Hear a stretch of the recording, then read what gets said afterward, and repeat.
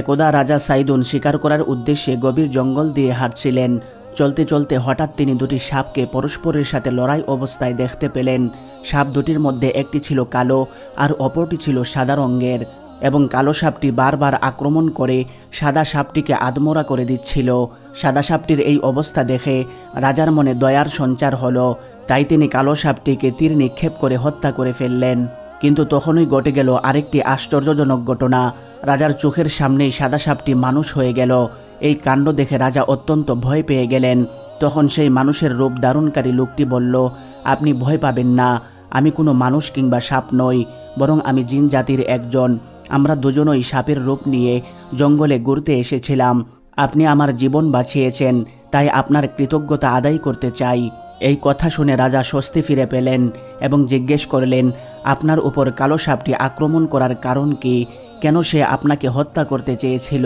তখন জিনটি বলল, আসলে আমি জিনদের বাদশাহ। আমার একটি সুন্দরী কন্যাও রয়েছে, তার নাম হচ্ছে সারাবিল। আমার এক মন্ত্রী আমার সেই মেয়েকে বিয়ে করার জন্য প্রস্তাব দিয়েছিল, কিন্তু আমি তার কাছে বিয়ে দিতে রাজি হইনি। তাই সে আমাকে জঙ্গলে ঘুরতে এনে হঠাৎ আক্রমণ করে হত্যা করতে চেয়েছিল, যাতে আমার মৃত্যুর পর সে আমার সিংহাসনে বসতে পারে এবং আমার মেয়েকে বিয়ে করতে পারে। আমার ভাগ্য ভালো যে আপনি আমাকে মৃত্যুর মুখ থেকে বাঁচিয়েছেন। এসব শুনে রাজা খানিকটা চিন্তায় পড়ে গেলেন, কারণ জিন জাতির মধ্যেও রাজা আছে এবং রাজত্ব নিয়ে চক্রান্তও আছে। সব কিছুই যেন তার কাছে অবিশ্বাস্য মনে হচ্ছিল। তখন জিনটি আবারও বলল, আপনি আমার জীবন বাঁচিয়েছেন, তাই আমি আপনাকে উপহার দিতে চাই। বলুন আপনি কি চান? আপনি যা চাইবেন আপনাকে তাই দেওয়া হবে।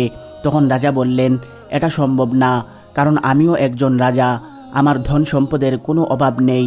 তাছাড়া একজন রাজার চাওয়া পূরণ করা এত সহজ ব্যাপার নয়। তখন জিনটি বলল, আপনি একবার চেয়েই দেখুন আমি আপনার চাওয়া পূরণ করতে পারি কি না। আমি ওয়াদা করছি যে আপনি যা চাইবেন তাই আপনাকে দেওয়া হবে। তখন সুযোগ বুঝে রাজা বলল, আমার আপনার ধন সম্পদের দরকার নেই, আমি চাই যে আপনার আদরের মেয়েকে আমার সাথে বিয়ে দিয়ে দিন। এটা শুনে বেচারা জিন হতভম্ব হয়ে গেল, কিন্তু তার কিছুই করার নেই, কারণ সে ওয়াদা করেছিল যে যা চাইবে তাই পূরণ করা হবে। তাই সে রাজাকে বলল, ঠিক আছে, যেহেতু ওয়াদা করে ফেলেছি তাই আপনার চাওয়া অবশ্যই পূরণ করব।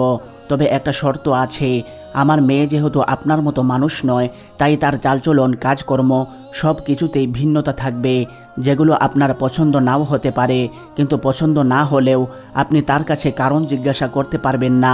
যদি কারণ জানতে চান তাহলে আমার মেয়ে আপনার সংসার ছেড়ে চলে আসবে, তখন কোনো সুপারিশ চলবে না। এই কথা শুনে রাজা বললেন, আপনি চিন্তা করবেন না, আমার প্রচুর ধন সম্পদ রয়েছে, আপনার মেয়ে উল্টাপাল্টা কিছু করলেও আমার কোনো সমস্যা হবে না। অতঃপর রাজা জিনের মেয়েকে বিয়ে করে রাজপ্রাসাদে নিয়ে আসলেন। পরীর সাথে সংসার ভালোই চলছিল। কিছুদিন পর তাদের একটি পুত্র সন্তানের জন্ম হয়। রাজাও পুত্র সন্তান পেয়ে সীমাহীন খুশি হন। কিছুদিন পর রাজা তার স্ত্রী এবং পুত্রকে নিয়ে জঙ্গলের পাশ দিয়ে কোথাও যাচ্ছিলেন। হঠাৎ জঙ্গল থেকে একটি কালো বাঘ বেরিয়ে আসে। তখন রাজার স্ত্রী স্বেচ্ছায় শিশু পুত্রকে বাঘের মুখে দিয়ে দেয়, ফলে বাঘ রাজার পুত্রকে নিয়ে জঙ্গলের ভিতরে চলে যায়। এই দৃশ্য দেখে রাজা রেগে আগুন হয়ে গেলেন। একমাত্র আদরের পুত্রকে বাঘের মুখে দিয়ে দেওয়া তিনি কোনোভাবেই মেনে নিতে পারছিলেন না। কিন্তু স্ত্রীকে কিছু বললেই সংসার ছেড়ে চলে যাবে, তাই তিনি কোনো মতে বিষয়টি হজম করে নিলেন। অতঃপর কিছুদিন পর আবার একটি কন্যা সন্তান জন্মগ্রহণ করে। কন্যা সন্তান পেয়ে রাজা আবারও সীমাহীন খুশি ছিলেন, কিন্তু কিছুদিন না যেতেই সেই খুশি আবারও শোকে পরিণত হয়। একদিন রাতের বেলা রাজা ঘুম থেকে জাগ্রত হয়ে দেখলেন যে স্ত্রী এবং সন্তান বিছানায় নেই। তিনি খুঁজতে খুঁজতে পাশের রুমে গিয়ে হতভম্ব হয়ে গেলেন। তিনি দেখলেন তার স্ত্রী আগুন জ্বালিয়ে তার কন্যাকে সেই আগুনে ধরে রেখেছে। চোখের সামনে মেয়েটি পুড়ে ছাই হয়ে যায়। এই দৃশ্য দেখে রাজা প্রচণ্ড রেগে গেলেন, কিন্তু এবারও কিছুই বলতে পারলেন না, কারণ কিছু বললে স্ত্রী তাকে ছেড়ে চলে যাবে। তাই রাজা আবারও সবর করে নিলেন। কিছুদিন পর রাজার সৈন্যবাহিনীরা শত্রুদের মোকাবেলা করতে ময়দানে অবতরণ করে। অতঃপর যখন রাত হলো, তখন রাজার স্ত্রী সেখানে গিয়ে সৈন্যদের খাওয়ার জন্য মজুত করা পানি মাটিতে ঢেলে দেয়। অতঃপর চুপচাপ সেখান থেকে চলে আসে। কিন্তু এই দৃশ্যটি একজন দেখে ফেলে। তাই পরের দিন রাজার কাছে গিয়ে লোকটি বলল, মহারাজ, আপনি তো আপনার শত্রু নিজের গড়েই লালন পালন করছেন। আপনার স্ত্রী রাতের বেলা সৈন্যদের মজুত করা পানি মাটিতে ফেলে দিয়ে এসেছে। এর দ্বারা আপনার সৈন্যদের পরাজিত করে আপনাকে অপদস্থ করা ছাড়া আর কি উদ্দেশ্য থাকতে পারে? এই খবর শুনে রাজা প্রচণ্ড ক্ষেপে গেলেন। অতঃপর তার স্ত্রীকে রাজদরবারে ডেকে এনে জিজ্ঞেস করলেন, তুমি কি চাও? তোমার কর্মকাণ্ড বহুদিন যাবৎ সহ্য করে এসেছি, এখন আর নয়। তুমি কি কারণে রাতের বেলা চুপিসারে সৈন্যদের পানি ফেলে দিলে? তুমি কি এটাই চাইতে যে সৈন্যরা পিপাসার্ত হয়ে যুদ্ধে হেরে যাক? তখন রাজার স্ত্রী বলল, আপনি আমার কর্মকাণ্ডের কারণ জিজ্ঞাসা করেছেন, সুতরাং আপনার সাথে আমার সংসার এই পর্যন্তই। তবে আমি যাওয়ার আগে আমার সমস্ত কর্মকাণ্ডের ব্যাখ্যা দিয়ে যাব, যাতে আমার প্রতি আপনার কোনো খারাপ ধারণা না থাকে। তখন রাজা বললেন, ঠিক আছে, তাহলে তাই করো। অতঃপর স্ত্রী বলল, আমি আপনার পুত্রকে বাঘের মুখে দিয়েছিলাম। আসলে সে কোনো বাঘ ছিল না, সে ছিল আমার ছোট ভাই। আমার মা বাবা তাদের নাতিকে দেখতে চেয়েছিলেন, তাই তারা আমার ছোট ভাইকে পাঠিয়েছিল। সে বাঘের রূপে এসেছিল এবং আপনার পুত্রকে আমার বাবা মায়ের কাছে নিয়ে গিয়েছিল। কিন্তু দুর্ভাগ্য, আপনার পুত্র সেখানে যাওয়ার পর অসুস্থ হয়ে মৃত্যুবরণ করে। আর দ্বিতীয় বিষয় হলো, আমি আপনার মেয়েকে আগুন দ্বারা জ্বালিয়ে দিয়েছিলাম। আসলে এটি আমার মা বাবার কাছে পাঠানোর একটি পদ্ধতি ছিল মাত্র। মূলত আপনার মেয়েকে পুড়িয়ে ফেলা হয়নি। সে এখনও আমার মা বাবার কাছে নিরাপদে আছে, এমনকি সে অনেকটা বড়ও হয়ে গিয়েছে। তাকে অবশ্যই আপনার কাছে ফিরিয়ে এনে দিয়ে যাব। আর তৃতীয় বিষয় হলো, আমি আপনার সৈন্যদের পানি ফেলে দিয়েছি। আসলে এর দ্বারা আপনার ক্ষতি নয়, বরং উপকার করতে চেয়েছি। আপনার সৈন্যদের মধ্যে এমন একজন আছে যে আপনার শত্রুর কাছে বিক্রি হয়ে গিয়েছে। সে আপনার শত্রুর পরিকল্পনা অনুযায়ী সৈন্যদের পানিতে বিষ মিশিয়েছিল, যাতে সমস্ত সৈন্যরা সেই পানি পান করে মারা যায়। তাই আমি গোপনে সেই পানি ফেলে দিয়েছি, যাতে আপনার সৈন্যদের কোনো ক্ষতি না হয়। এসব শুনে রাজা হতভম্ব হয়ে গেলেন, কিন্তু তার আর কিছুই করার ছিল না। চুক্তি অনুযায়ী তার স্ত্রী তাকে ছেড়ে চলেই যাবে। অতঃপর স্ত্রী সারাবিল রাজার কন্যাকে এনে ফিরিয়ে দিল এবং চিরকালের জন্য সেখান থেকে চলে গেল এবং কন্যাটি তার বাবার কাছেই থেকে গেল। অতঃপর সেই রাজা যখন ইন্তেকাল করল, তখন সকলের সিদ্ধান্ত অনুযায়ী সেই কন্যাটি বাবার রাজ সিংহাসনে বসে যান, যাকে আমরা রানী বিলকিস নামে খুব ভালোভাবেই চিনি। এদিকে হজরত সুলাইমান আলাইহিস সালাম নবী এবং বাদশাহ হিসাবে অভিভূত হয়েছিলেন, যার রাজত্ব মানব দানব পশু পাখি এমনকি বায়ুমণ্ডলের উপরও বিদ্যমান ছিল। একদিন নবী সুলাইমান আলাইহিস সালাম পাখিদের সাথে একটা মিটিং করছিলেন, কিন্তু এদের মধ্যে তার প্রিয় পাখি হুদহুদ উপস্থিত ছিল না। তখন হজরত সুলাইমান আলাইহিস সালাম জিজ্ঞাসা করলেন, হুদহুদ কোথায়?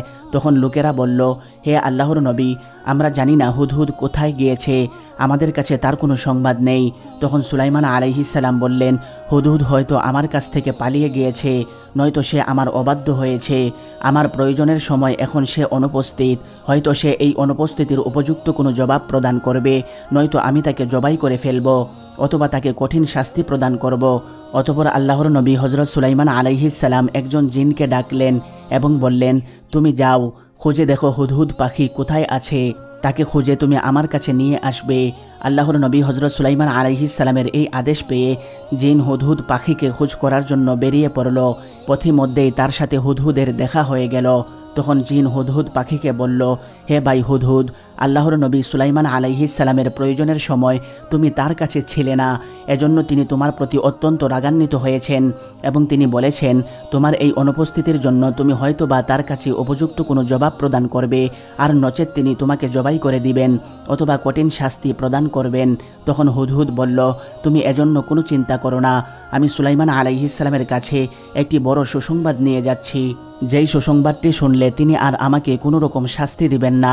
তখন জিন বলল, কি সেই সুসংবাদ, আমাকে বলো শুনি।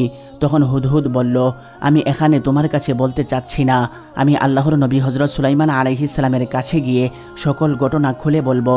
অতঃপর হুদহুদ সুলাইমান আলাইহিস সালামের কাছে উপস্থিত হয়ে তাকে সালাম করল। তখন নবী সুলাইমান আলাইহিস সালাম সালামের উত্তর দিয়ে বললেন, হে হুদহুদ, আমার প্রয়োজনের সময় আমি তোমাকে পাইনি, বলো তুমি কোথায় গিয়েছিলে? তুমি কি আমার অবাধ্য হয়েছিলে নাকি আমার থেকে পালিয়ে গিয়েছিলে? তখন হুদহুদ বলল, হে আল্লাহর নবী, আমি আপনার কাছে একটি বড় সুসংবাদ নিয়ে এসেছি, আমি আপনার অবাধ্য হইনি এবং আপনার কাছ থেকে আমি পালিয়েও যাইনি। আল্লাহর নবী হজরত সুলাইমান আলাইহিস সালাম বললেন, তাহলে বলো কি সুসংবাদ নিয়ে এসেছো? তখন হুদহুদ বলল, হে আল্লাহর নবী, আপনার রাজ্যের সীমানার বাইরে আমি কিছু সময়ের জন্য গিয়েছিলাম, সেখানে আমি দেখলাম আমার এক জাতি ভাই উড়ে যাচ্ছে। তখন আমি তাকে ডাক দিলাম, আমার আহ্বান শুনে সে আমার কাছে আসলো। আমি বললাম, ভাই তুমি কোথায় যাচ্ছ? সে বলল, আমি রানী বিলকিসের রাজ্যে আমার বাড়িতে যাচ্ছি। তখন আমি তাকে বললাম, রানী বিলকিস আবার কে? সে বলল, তুমি সাইদুন বাদশার মেয়ে রানী বিলকিসকে চেনো না? তিনি হলেন এই বিশ্বের মধ্যে অপূর্ব সুন্দরী একজন নারী। তার রাজ্যের সকল প্রজারা অত্যন্ত সুখে শান্তিতে বসবাস করে। কোনো কিছুরই অভাব সে রাজ্যে নেই।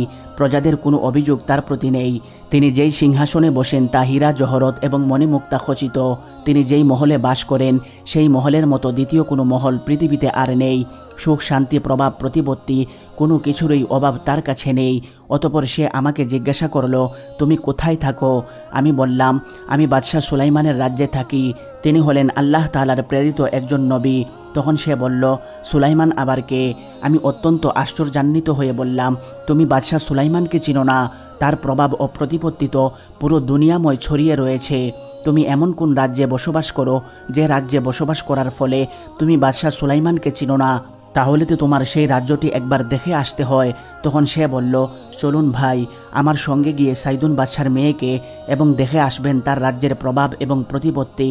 এরপরে আমরা দুজন মিলে সাবা রাজ্যে গমন করলাম। রাজমহলে প্রবেশ করে আমি দেখলাম রানী বিলকিস একটি সিংহাসনে বসে রয়েছেন এবং অসংখ্য দাস দাসী তার খেদমতে নিয়োজিত রয়েছেন।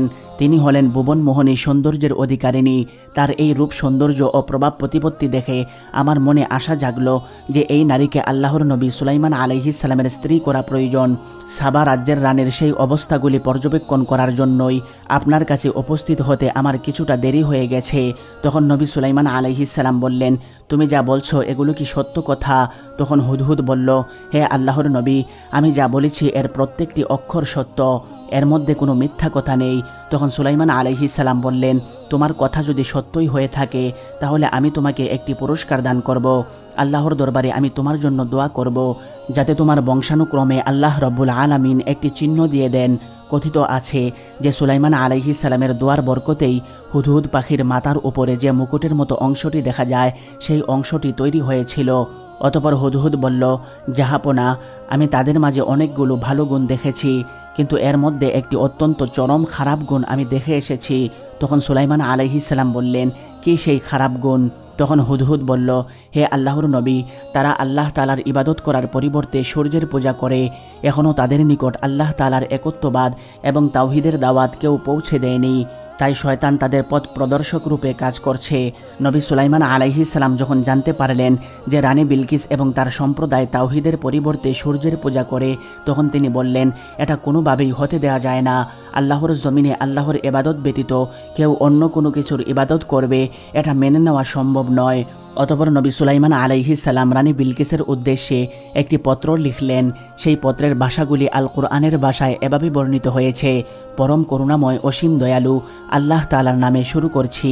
এই চিঠি আল্লাহর নবী হযরত সুলাইমান আলাইহিস সালামের পক্ষ থেকে রানী বিলকিসের নিকট প্রেরিত হচ্ছে। হে রানী বিলকিস, আমি জানতে পেরেছি আপনারা সূর্যের পূজা করেন। অতএব আমি আপনাদেরকে আহ্বান করছি যে সূর্যের পূজা পরিত্যাগ করে একমাত্র আল্লাহ তাআলার ইবাদত বন্দেগীর দিকে ফিরে আসুন।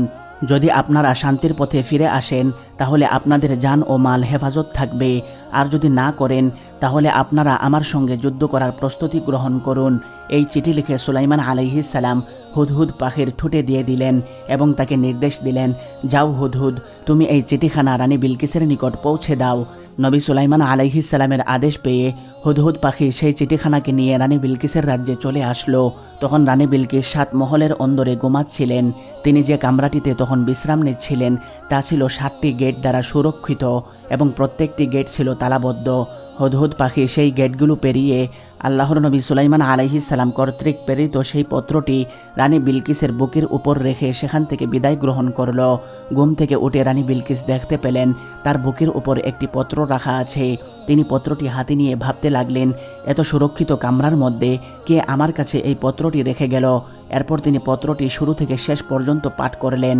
পত্রের ভাষা এবং ভাব দেখে রানী বিলকিস অত্যন্ত ভীত সন্ত্রস্ত হয়ে পড়লেন। অতঃপর জরুরি ভিত্তিতে তিনি তার সকল সভাসদ বৃন্দকে ডাকলেন। তিনি তাদেরকে বললেন, মহামান্য সভাসদ বৃন্দরা, আমি ঘুমিয়েছিলাম। ঘুম থেকে জেগে আমি দেখতে পেলাম আমার বুকের উপর একটি পত্র কে যেন রেখে গিয়েছে। সেই পত্র পড়ে আমি দেখলাম এটি আল্লাহর নবী হযরত সুলাইমান আলাইহিস সালামের পক্ষ থেকে এসেছে। পত্রের ভাষা অত্যন্ত ভীতিকর ছিল।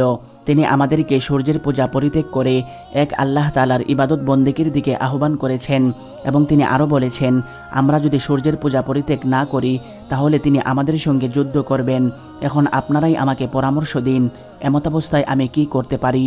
তখন সভাসদ বৃন্দের মধ্য থেকে একজন বলল, হে রানী সাহেবা, আমরা তার সঙ্গে যুদ্ধের জন্য প্রস্তুতি গ্রহণ করতে থাকি। তখন অপর একজন বলল, আমি শুনেছি বাদশাহ সুলাইমান যেই রাজ্যে প্রবেশ করেন তিনি সেই রাজ্যে ধ্বংসযজ্ঞ চালান। সেই লোকটি আরও বলল, আমি জানি তার অনেক সামরিক শক্তি রয়েছে, জিন, দেও, দানব, এমনকি বাতাসও তার কথা শ্রবণ করে। এমতাবস্থায় আমরা তার সঙ্গে যুদ্ধ করে কোনোভাবেই পেরে উঠব না। অতএব তার সঙ্গে যুদ্ধ করার সিদ্ধান্ত আমার মনে হয় বোকামি হবে। অতপর সকলের পরামর্শের পরে রানী বিলকিস বলল, তাহলে আগে পরীক্ষা করে দেখা উচিত তিনি আল্লাহর নবী কিনা। যদি তিনি আল্লাহর নবী হয়ে থাকেন তাহলে কোনোদিনও আমরা তার সঙ্গে যুদ্ধ করতে পারবো না।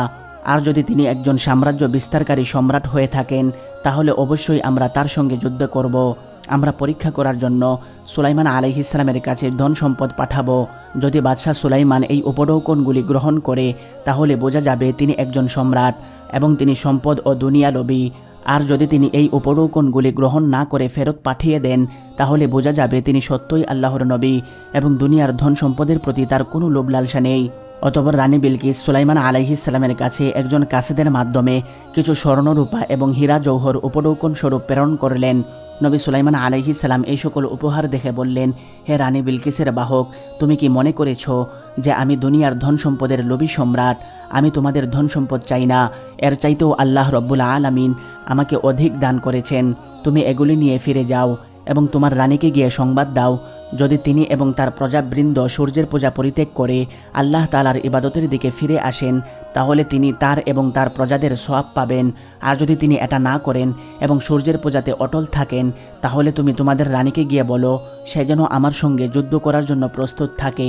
নবী সুলাইমান আলাইহিস সালামের কথা শুনে রানী বিলকিসের কাছে বাহক ফিরে আসলো এবং তাকে বলল, রানী সাহেবা, আমি আল্লাহর নবী সুলাইমান আলাইহিস সালামের দরবারে শান শৌকত দেখে আসলাম। তিনি অনেক প্রভাব প্রতিপত্তিশালী একজন সম্রাট, জিন, দেও, দানব, এমনকি বাতাসও তার কথা শ্রবণ করে। আর আপনি তার কাছে যে উপঢৌকনগুলি প্রেরণ করেছিলেন এগুলো তিনি গ্রহণ করেননি। তিনি আপনাকে বলেছেন আল্লাহ তাআলার ইবাদতের দিকে ফিরে আসতে এবং সূর্যের পূজা পরিত্যাগ করতে। যদি আপনি এটা না করেন তাহলে তিনি আপনাকে যুদ্ধের জন্য প্রস্তুত থাকতে বলেছেন। কাসেদের কাছ থেকে এই সংবাদ পাওয়ার পর রানী বিলকিস জরুরি ভিত্তিতে আবার বৈঠক ডাকলেন। বৈঠকে তিনি সভাসদ বৃন্দকে বললেন, হে সভাসদেরা, আমরা বাদশাহ সুলাইমানের কাছে যে উপঢৌকনগুলি প্রেরণ করেছিলাম তিনি তা গ্রহণ করেননি এবং তিনি তার পূর্বের কথায় অটল রয়েছেন। তিনি আমাদের কাছে সংবাদ পাঠিয়েছেন আমরা যেন সূর্যের পূজা পরিত্যাগ করি এবং এক আল্লাহর ইবাদত করি, না হলে তিনি আমাদের সঙ্গে যুদ্ধ করবেন। তখন সভাসদগণ বলল, যদি এটাই হয়ে থাকে তাহলে চলুন আমরা তার কাছে গিয়ে আত্মসমর্পণ করি। অতঃপর পরামর্শ অনুযায়ী রানী বিলকিস আল্লাহর নবী হযরত সুলাইমান আলাইহিস সালামের কাছে আত্মসমর্পণ করার জন্য রওনা হলেন। তিনি তার রাজ্য থেকে রওনা করার সঙ্গে সঙ্গেই বাতাস আল্লাহর নবী সুলাইমান আলাইহিস সালামের কাছে এই সংবাদ পৌঁছে দিলেন। তখন নবী সুলাইমান আলাইহিস সালাম তার সকল সভাসদদেরকে লক্ষ্য করে বললেন, আচ্ছা, তোমাদের মধ্যে এমন কে রয়েছে যে রানী বিলকিসের সিংহাসনটি দ্রুত আমার কাছে উপস্থিত করতে পারবে? এই কথা শুনে জিনেরা তার সামনে এসে বলল, হে আল্লাহর নবী, আমরা কয়েক ঘন্টার মধ্যেই আপনার কাছে রানী বিলকিসের সিংহাসন উপস্থিত করে দিতে পারবো। তখন নবী সুলাইমান আলাইহিস সালাম বললেন, এত সময় দেওয়া সম্ভব নয়, আরও কম সময়ে উপস্থিত করতে হবে।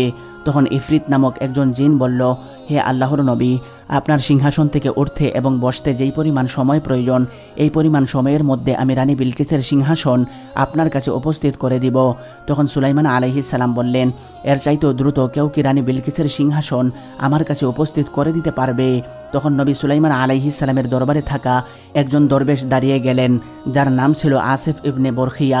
সে বলল, হে আল্লাহর নবী, চোখের পলকে আমি আপনার কাছে রানী বিলকিসের সিংহাসন উপস্থিত করে দিতে পারবো। তখন নবী সুলাইমান আলাইহিস সালাম তাকে বললেন, হ্যাঁ, তুমি তাহলে রানী বিলকিসের সিংহাসন উপস্থিত করো। আল্লাহর নবী সুলাইমান আলাইহিস সালামের আদেশ পাওয়ার সঙ্গে সঙ্গে আসিফ ইবনে বরখিয়া চোখের পলকে রানী বিলকিসের সিংহাসন সুলাইমান আলাইহিস সালামের কাছে উপস্থিত করে দিলেন। অতঃপর সুলাইমান আলাইহিস সালাম নির্দেশ দিলেন, তোমরা রানী বিলকিসের সিংহাসনে কিছুটা পরিবর্তন করো। তখন নবী সুলাইমান আলাইহিস সালামের নির্দেশে তার সিংহাসনে কিছুটা পরিবর্তন আনা হলো। কিছুক্ষণের মধ্যেই রানী বিলকিস আল্লাহর নবী সুলাইমান আলাইহিস সালামের দরবারে হাজির হয়ে গেলেন। রানী বিলকিস রাজমহলের প্রবেশপথে দেখতে পেলেন একটি পুকুর। অতঃপর সেই পুকুরটি পার হওয়ার জন্য তিনি তার পায়ের কাপড় কিছুটা উপরে উঠালেন। পায়ের কাপড় উপরে ওঠানোর কারণে নবী সুলাইমান আলাইহিস সালাম দূর থেকে দেখতে পেলেন আসলে রানী বিলকিসের শরীরে কোনো পশম নেই। রানী বিলকিসের শরীরের পশমের ব্যাপারে যে তথ্য ছিল তা ছিল একটি ভুল তথ্য। অতঃপর রানী বিলকিস আল্লাহর নবী সুলাইমান আলাইহিস সালামের কাছে উপস্থিত হলেন। তিনি দেখলেন আল্লাহর নবী সুলাইমান আলাইহিস সালামের পাশেই একটি সিংহাসন রাখা আছে। সিংহাসনটির দিকে এক দৃষ্টিতে রানী বিলকিস তাকিয়ে রইলেন। তখন নবী সুলাইমান আলাইহিস সালাম বললেন, আপনি কি এটি চিনতে পেরেছেন? তখন রানী বিলকিস বললেন, এটি আমার খুবই চেনা চেনা লাগছে, মনে হয় যেন এটি আমারই সিংহাসন। পরিবর্তন আনার পরেও রানী বিলকিস সিংহাসনটি চিনতে পেরেছিল। আর এর মাধ্যমে আল্লাহর নবী সুলাইমান আলাইহিস সালাম বুঝতে পারলেন যে রানী বিলকিস একজন বুদ্ধিমতী নারী। অতঃপর রানী বিলকিস সুলাইমান আলাইহিস সালামের পাশে উপবেশন করলেন। তখন নবী সুলাইমান আলাইহিস সালাম তাকে ইসলামের দাওয়াত দিলেন। আল্লাহর নবী সুলাইমান আলাইহিস সালামের কাছ থেকে ইসলামের দাওয়াত পেয়ে রানী বিলকিস বললেন, হে আল্লাহর নবী, আল্লাহর একত্ববাদের উপর বিশ্বাস করার জন্যই আমি আপনার কাছে এসেছি। আজ থেকে আমরা সূর্য পূজা ছেড়ে দিয়ে একমাত্র আল্লাহ তাআলার ইবাদত করব। এরপর রানী বিলকিস আল্লাহর নবী হযরত সুলাইমান আলাইহিস সালামের কাছে কালেমা পাঠ করলেন